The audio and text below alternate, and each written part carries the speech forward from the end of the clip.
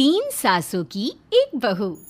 बलविंदर की पहली बीवी को बच्चा ना होने के कारण वो दूसरी शादी करता है, लेकिन जब दूसरी शादी से भी बच्चा नहीं होता तो वो तीसरी शादी करता है, और तीसरी शादी करने के बाद भी जब उसे संतान का सुख प्राप्त नहीं होता तो वो डॉक्टर को दिखाता है।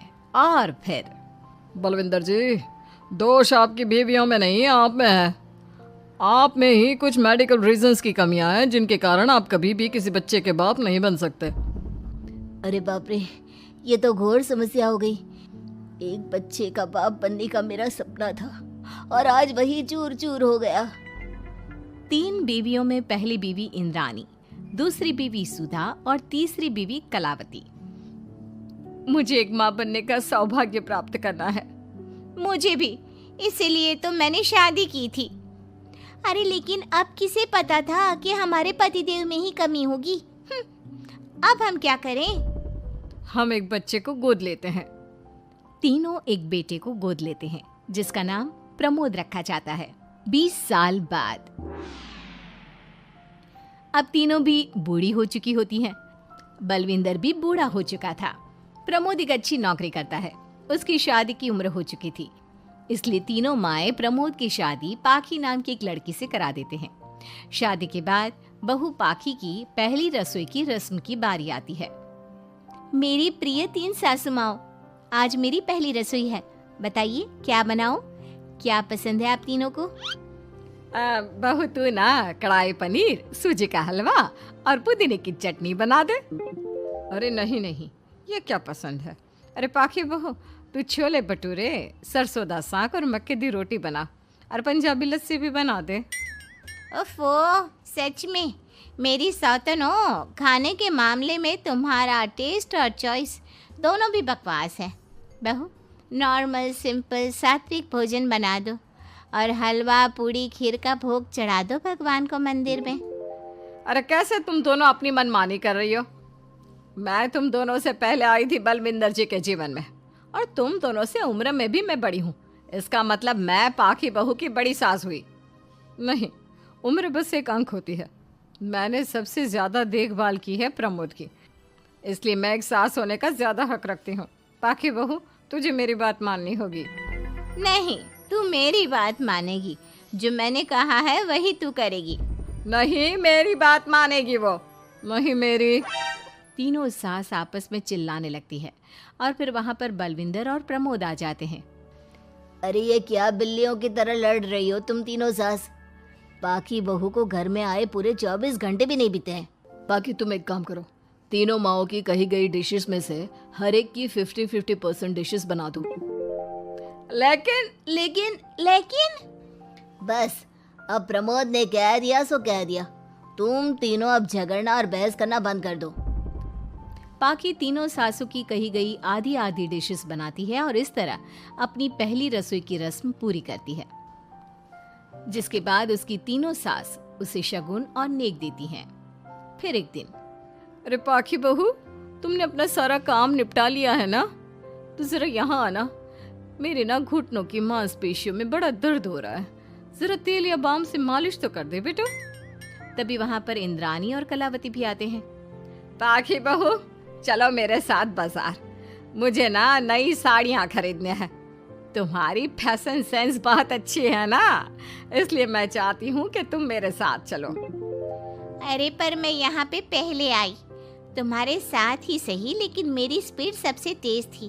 पाखी बहू, मेरे कमरे की अलमारी और पर्दे साफ कर दो ना, बहुत धूल जम गई है। मुझे खांसी भी आ रही है। अरे ऐसे कैसे तुम दोनों मेरी बहू को अपने साथ ले जा सकती हो? सबसे पहले मैंने बहू को कहा है कि वो मेरे घुटनों की मालिश कर दे। अब जाओ, 1 घंटे के बाद अपनी ये फीकी शक्लें लेकर फिर से आना। सुधा मैडम, ज्यादा ना बोलो। पाखी बहू को तुम दोनों से ज्यादा नेक दिया है मैंने, इसलिए पाखी बहू तो मेरा ही काम करेगी। और वैसे भी ये सुशील सर्वगुण संपन्न बहू अपनी इस बेचारी बूढ़ी सास को खांसते हुए कैसे देख सकती है? क्यों पाखी बहू?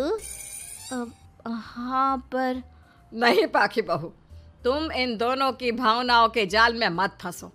और रही बात शगुन और नेक की, तो रिश्तों को प्यार के भाव से तोला जाता है, ना कि पैसों के भाव से। मतलब ही कहीं के।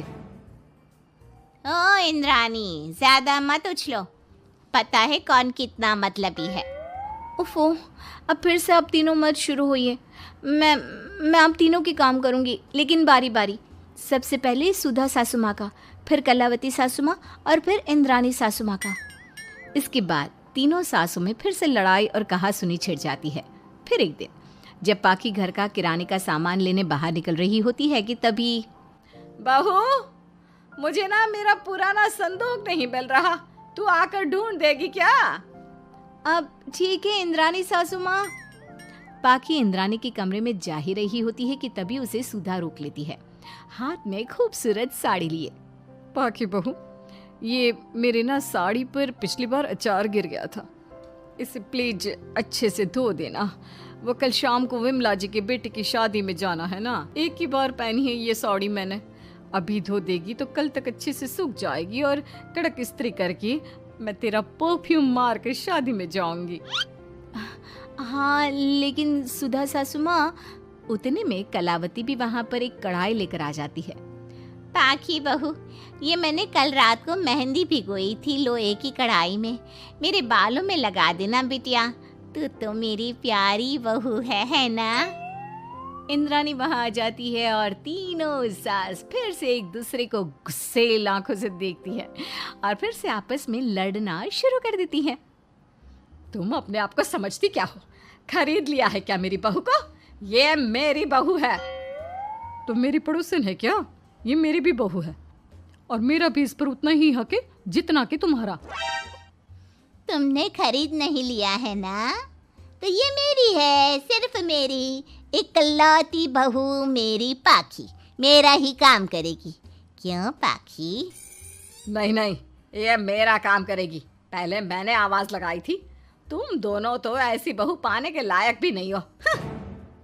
हट जाओ तुम दोनों और खुले मैदान में जाकर एक दूसरे से लड़ो और नोचो एक दूसरे को।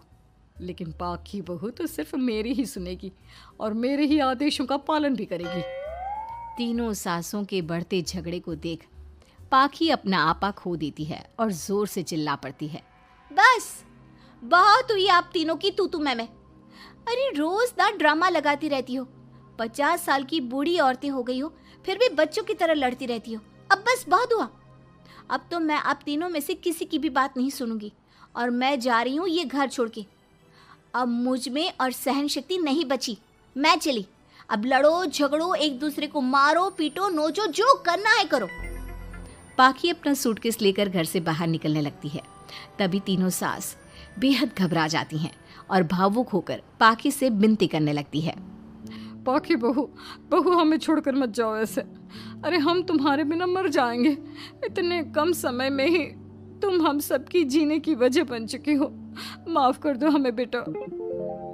हाँ पाखी बहू, हम आइंदा से कभी नहीं लड़ेंगे और हंसी खुशी मिलकर बात करते रहेंगे, वादा करते हैं।